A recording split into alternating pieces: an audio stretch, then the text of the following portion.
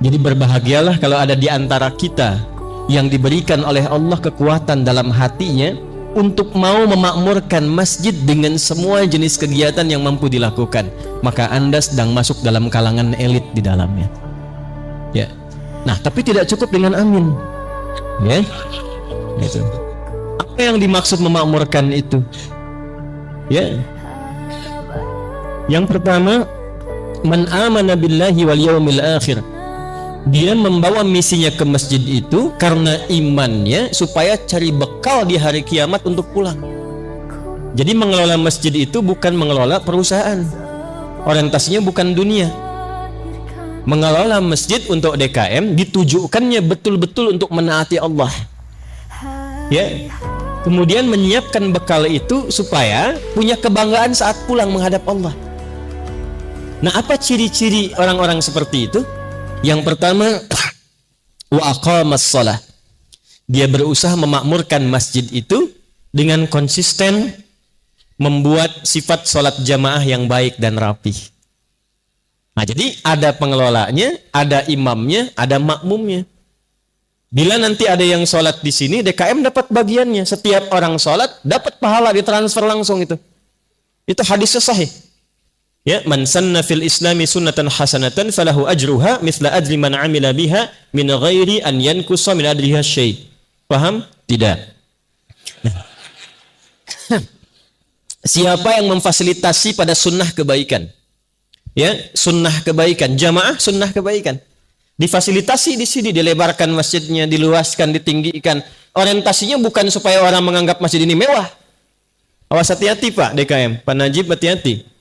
Kalau hanya keinginan menjadikan masjidnya tanpa dinilai mewah, nah, maka keluar dari golongan elit itu. Ya, keluar dari golongan elit. Diharapkan dengan masjidnya direnovasi, jamaah mesti nyaman merasakan kenikmatan sholat di sini. Safnya makin luas, ada kenikmatan untuk ibadah kepada Allah. Itu setiap orang masuk satu, maka dia sholat baru masuk dapat 25 kebaikan. Sholat dapat 27. Jarak satu keduanya 500 tahun.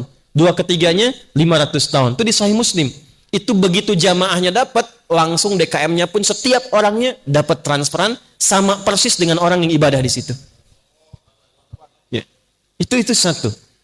Wa ataz zakah, nanti mengelola potensi zakat dengan baik. Walam yakhsha illallah, dan menerapkan hukum Allah di masjid. Masjid itu rumah siapa? Rumah Allah, bukan rumah pengurus. Saya main ke rumah pengurus, punya aturan. Masuknya lewat sini, duduknya di sini, yang ngatur yang punya rumah. Kita datang ke rumah Allah yang dipakai aturan Allah. Karena itu kalau nanti sudah bagus, sudah rapi, yang pertama dipelajari oleh DKM, bukan membuat program, tapi belajar fikih masjid tentang aturan Allah di dalamnya. Ini penting saya sampaikan, sebab ini rahasia di antara kita ya. Ada 9 jenis setan yang berbahaya. Nanti kalau kita ke Palembang lagi, bikin kajian yang terukur, insya Allah nanti kita buat tema khusus judulnya fikih setan.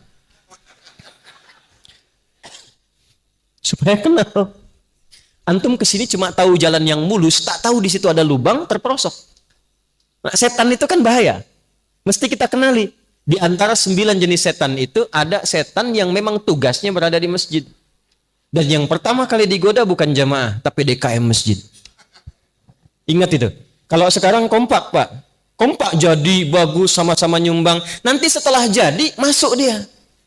Supaya dibikin pecah DKM-nya. Kalau jamaah satu bosan, yang lain datang.